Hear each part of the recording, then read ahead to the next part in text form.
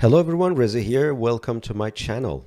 In this exciting Unreal Engine tutorial, we'll dive into the world of dynamic water materials using the power of motion material functions. Whether you're a seasoned developer or just starting out, this step-by-step guide will walk you through the process of creating a stunning water material that will bring life to your game environment. This method works fairly well for large-scale water volume when you don't quite see the depth of the water. There will be another tutorial on this channel where I explain how to repurpose the current setup and make the water translucent. We have a lot to talk about, so let's get started.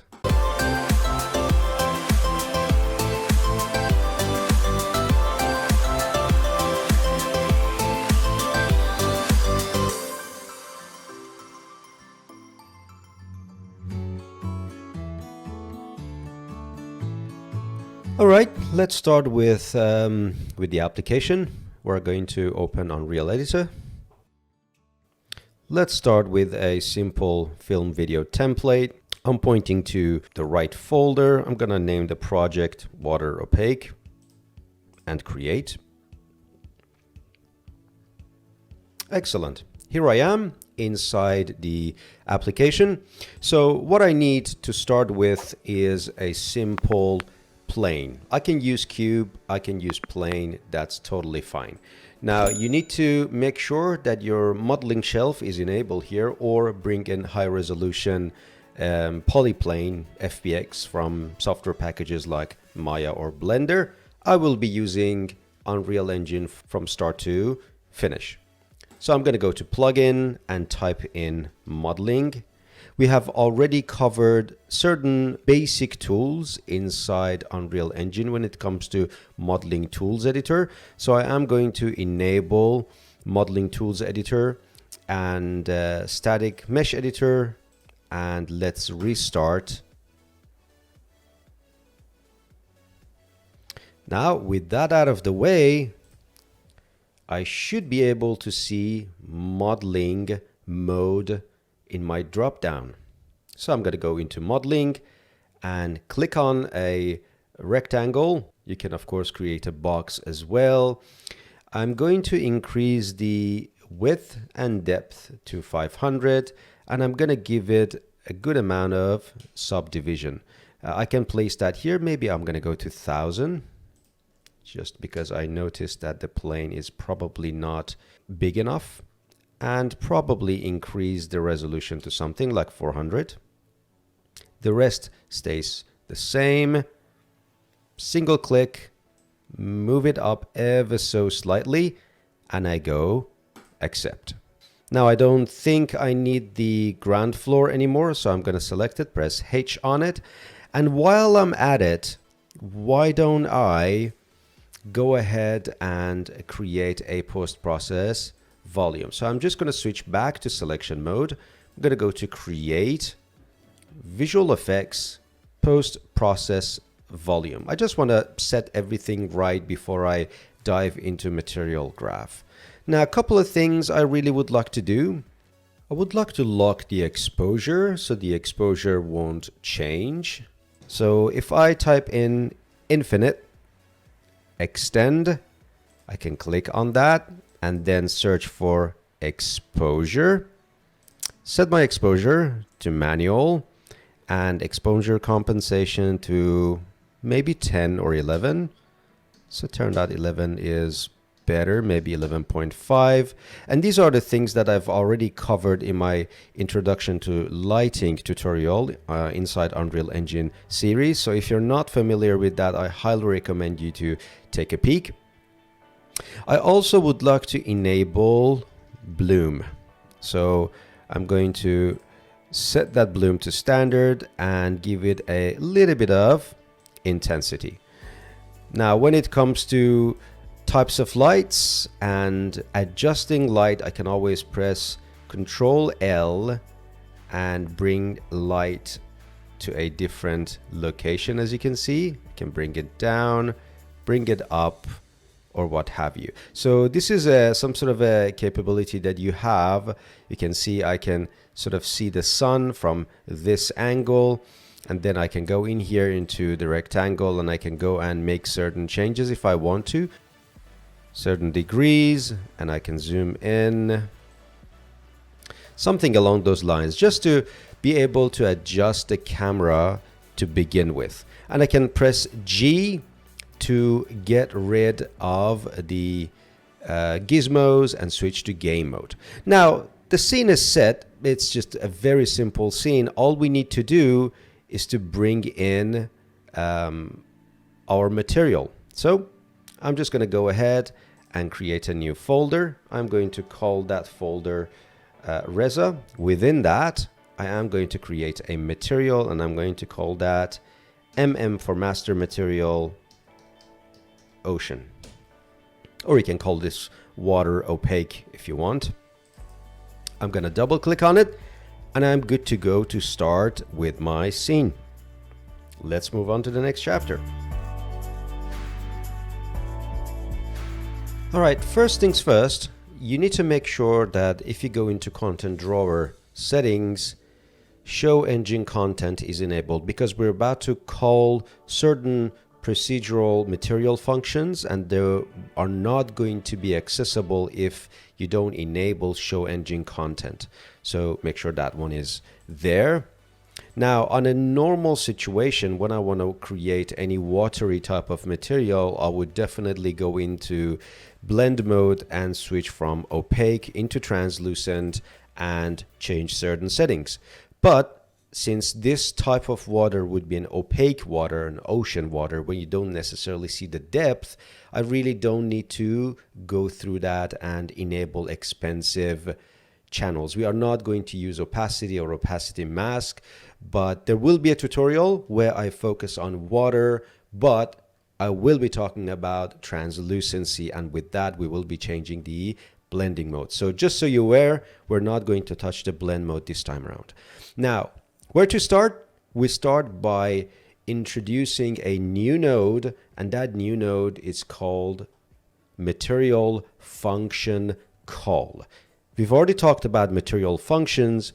What this one does, what this expression allows us to do, is to use an external material function, either from another material or from another function. So if I go and press tab and type in material function, you can see there is one called material function call, and this one by default is empty because you're supposed to connect content to that. So if I go in there and just type in motion, you can see we have motion 4-way chaos and motion 4-way chaos normal. If you take a look at the path, you can see that Unreal is extracting those two functions from the engine folder, functions folder. So that's why you need to make sure that the engine's content should be enabled. I will bring both. I'm going to bring the first one, motion 4-way chaos, which is a procedural material function. And if you're wondering what a procedural material function is, it just creates simple procedurally generated textures and masks. So if at any point of time you kind of double click on the node, you can see, for example, in this one, we've got a series of panner nodes, and I did explain what a panner node is in animating materials video, so definitely check it out. And with certain levels of offsets, you can sort of create that pattern. Now let's bring the other one too. I can either create another empty material function call, or I can copy and paste, and this time I'll bring the normal. And the normal almost does the same thing. You can see we have the panner node and we have the offset nodes. Let's bring in some textures. So you can either bring your own textures and drag and drop it in here, or I have starter content enabled. I can go to textures. I believe Unreal Engine does come with a few textures in here. So let's see, if I search for water, Yeah, it does come with 2 presets. I'm going to bring both of them in. One is normal and one is a mask type of texture. So chances are we're not going to use that directly for base color. We use it as a mask, and we are going to give our water just solid colors. And this little guy with the help of lerp node is going to help us to blend those 2 colors together. Now you may say, Reza, all right, that's fairly straightforward. We go from RGB into textures because that's what it says. It is not going to work for us simply because this one is a vector 3 node and this one asks for only 2 channels. Same thing with here. If you would like to try and give this texture node this RGB, this pipe does not allow it. Now, there's a very simple fix to it, but at a price. So you can see this one, we have UV and we have UV, and that allows us to bring in texture coordinates and tile the texture. But we need to sort of give that up to be able to make this texture compatible with this function. But not to worry, once you lose this UV, you can certainly make use of coordinates here to be able to tile this material. I will show you towards the end of the tutorial how to make use of that. So let's get to work. You right click and you go convert to texture object. You can see now we have already lost the ability to plug in any texture, MIP bias or any UVs, but the bright side is we can simply connect our texture into our normal and plug the result into normal. If I zoom in, you can see that we have a watery looking normal map already on the surface. Fantastic. That's a great starting point. Let's do the same thing with this texture sample. I'm going to right click, convert to texture object, and plug that into texture 2D node. Now, in case if you would like to visualize what this texture object does, you can always plug that into base color and you can simply see what this material is doing and those pattern nodes behind the scene, how they offset values to be able to create this dynamic looking water for us. Obviously, that is not why we have this. We use this as a mask. So what I'm going to do, I'm just going to basically move this all the way down because there are lots of nodes that we're going to create, and move this one to the side so we can add certain nodes, a type of an albedo for our water in the next chapter. All right, first things first, we need a lerp node. So holding down L, bring in a linear interpolate node, and that node of course allows us to plug in 2 constants and use this result as our alpha, and that can go easily into our base color. Now let's create 2 constant 3D vector, holding down 3, left click to bring the first constant. Let's make that a blue color, something like that. Plugging that into B, and you can see we're getting the white portion of the mask done. I can simply Control C, Control V, and plug another one into A. And with this one, I am going to lower the intensity, create some sort of a murky color, as you can see right here. At any point of time, just for visibility and clarity, you can always hold down 1, create a single constant value, plug that to your roughness and give it a super low value. So that allows you to kind of see things better, how everything is moving. And of course, with these colors, we definitely would like to sort of play around, see what color works better for us. You can see more like a caustic I'm getting here, and feel free to sort of play around with the look of your water Maybe you want to bring just a tad of green into this. Now, while I like the degree of roughness, I think we can do much better with the help of our mask texture object here. So I'm just going to move these guys up. I'm going to get rid of this roughness, and I'm going to get what I want to get from this result of the motion four-way chaos. So why don't I create another lerp node and pull that to the alpha and channel that into my roughness. Now, in case you're getting an error, at the moment I'm not getting an error, but I will get an error soon. And the reason is, again, this is a 2D texture node, and why don't I create a mask and just focus on the red channel, and that helps me to basically fix that problem. So I'm going to use a bridge in here with just a single channel, and that helps me to take care of the situation. Now, the values are a bit too high, especially for A and B. So I put A to 0.1 and constant B to 0.02. That gives me a much better result. All right, so far so good. Let's move on to the next chapter and see how else we can improve on our water shader. Now we have our component mask plugged into the lerp for roughness. Let's do something about this world position offset to bring some sort of a displacement into the mix.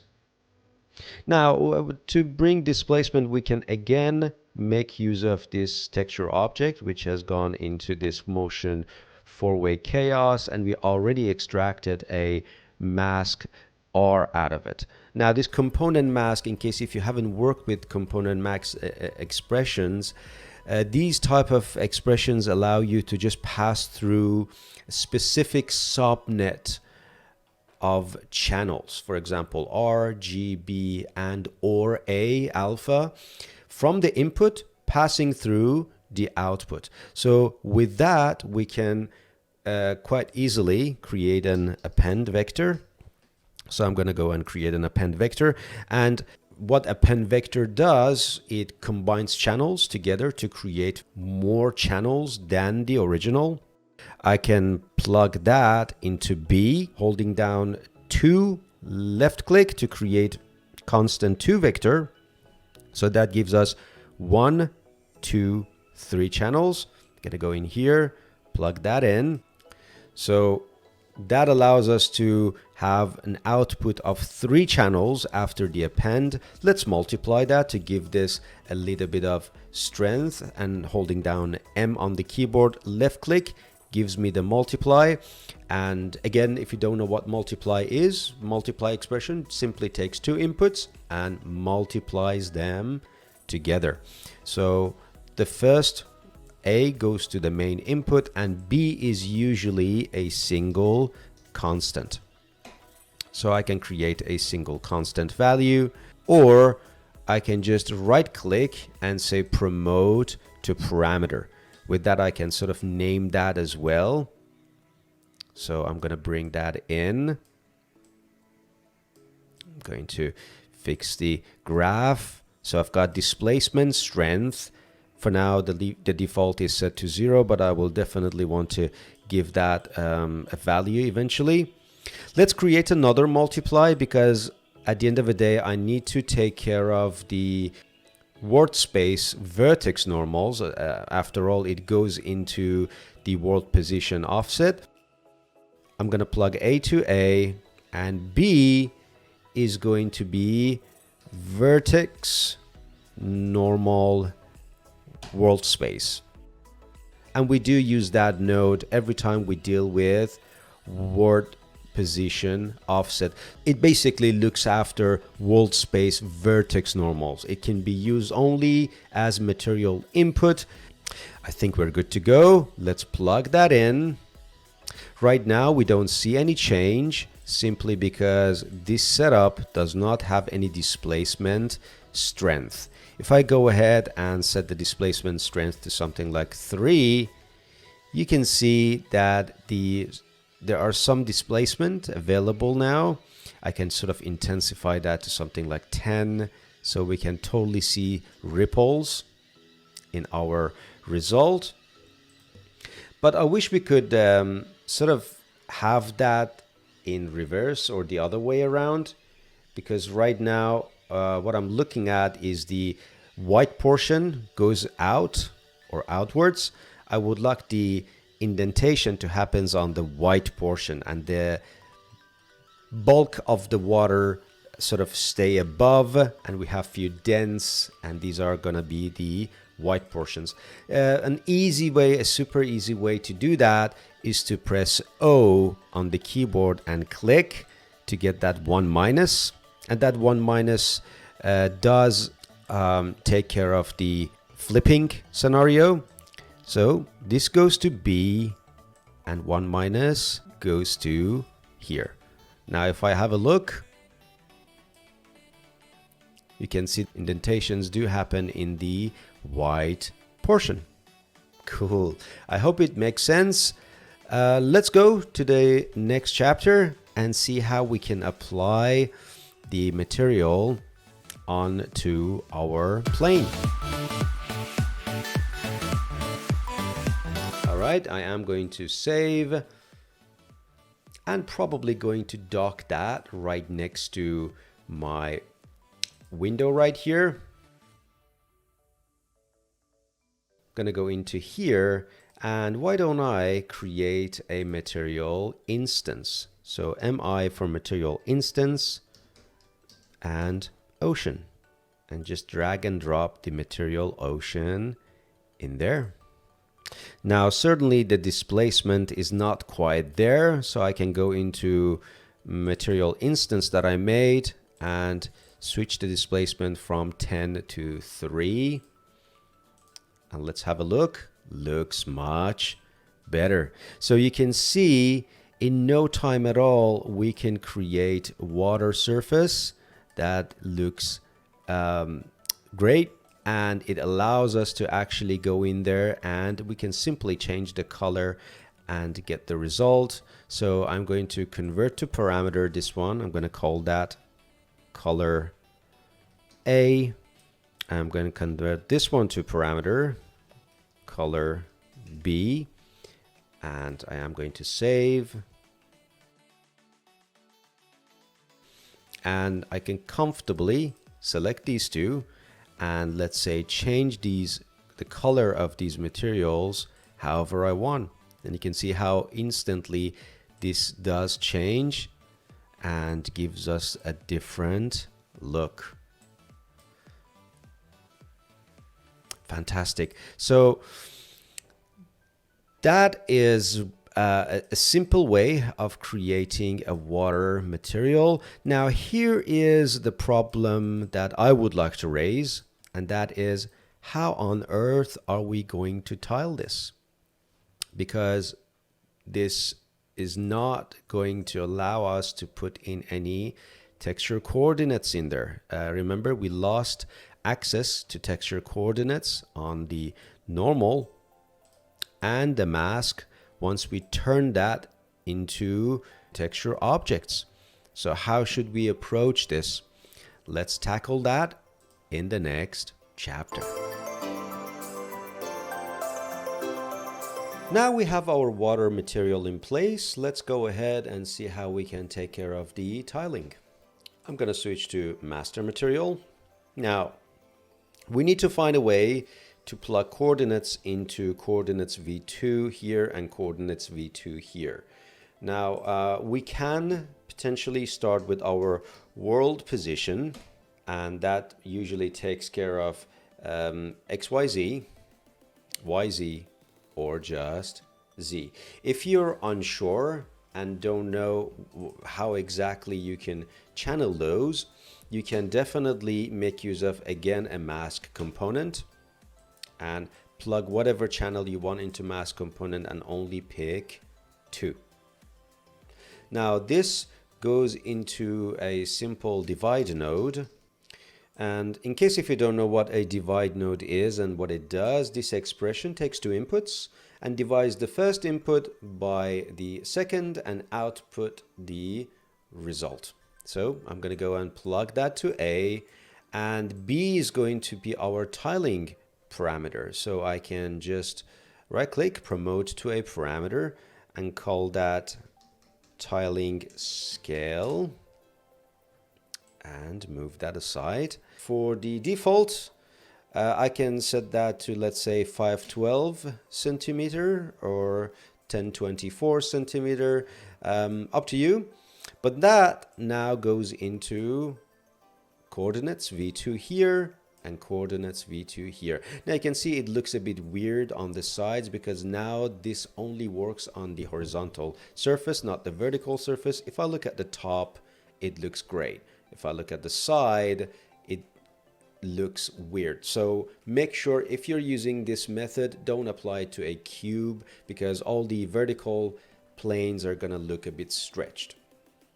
Surely for the purpose of this video, this is going to work just fine. So now I have access to tiling and I can take care of the tiling here. Let's go and give that a try. 1024 and get a slightly different resolution, or I can increase or decrease the tiling however I want. It's set to world position. I can actually move that. I can duplicate that, or I can just move that along, move it to the other side and create another surface. And you can see the texture is very much seamless. So this is the advantage of having a workspace tiling that allows you to move these however you want to. That is not going to create any seams. If I can bring that here, as a matter of fact, right on top of it, water surface, so you can see there is no seam that is visible. And again, feel free to parameterize this material even further, however you want to. We only parameterize the colors, the displacement strength, which is now set to 2, the tiling scale set to 512, but of course a lot can be parameterized here. This do the work for us, but feel free to customize further. And that is it. As usual, thank you very much for your support, and I hope you enjoyed this video. Let me know in the comments below how you did, if you have any questions, and I'm more than happy to answer it. As usual, support us via Patreon and follow us via Instagram and Twitter. Have a great rest of your day. Until the next video, see you guys later.